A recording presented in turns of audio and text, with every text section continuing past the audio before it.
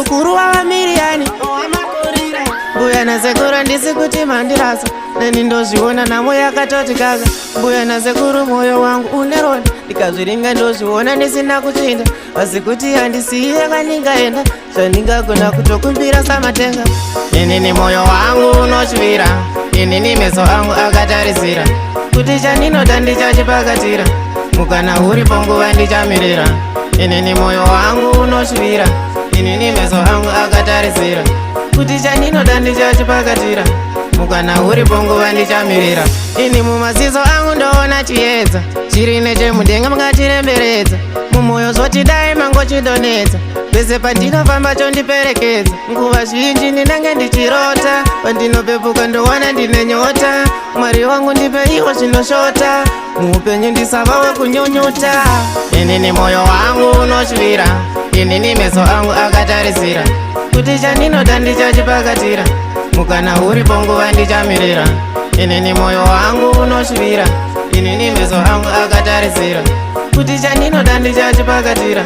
mukana uripo nguva ndichamirira mwari baba zarura indakugudza asi mwoyo wangu dai mautonhodza pamberi penyu handirambe ndakatadza nemaruva enyu ayo anoyevedza ndine kutenda muhana mangu mwari baba muchanzwa kuchema kwangu zvakanaka zvandinoona mumeso mangu zvimwewo ndichava nazvo mulife mangu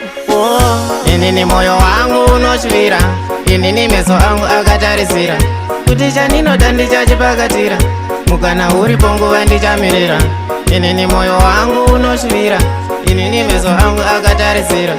kuti chandinoda ndichachipakatira mukana uripo nguva ndichamirira ini mumaziso angu ndoona chiedza chiri nechemudenga mungatiremberedza mumwoyo zvotidai mangochidonedza pese pandinofamba chondiperekedza nguva zhinji ndinenge ndichirota pandinopepuka ndowana ndine nyota mwari wangu ndipe iwo zvinoshota muupenyu ndisavawe kunyunyuta inini mwoyo wangu unoshuvira inini meso angu akatarisira kuti chandinoda ndichachipakatira mukana uripo nguva ndichamirira inini mwoyo wangu unoshuvira inini meso angu akatarisira kuti chandinoda ndichachipakatira mukana uripo nguva ndichamirira inini mwoyo wangu unoshuvira inini meso angu akatarisira kuti chandinoda ndichachipakatira mukana uripo nguva ndichamirira inini mwoyo wangu unoshuvira inini meso angu akatarisira kuti chandinoda ndichachipakatira mukana uripo nguva ndichamirira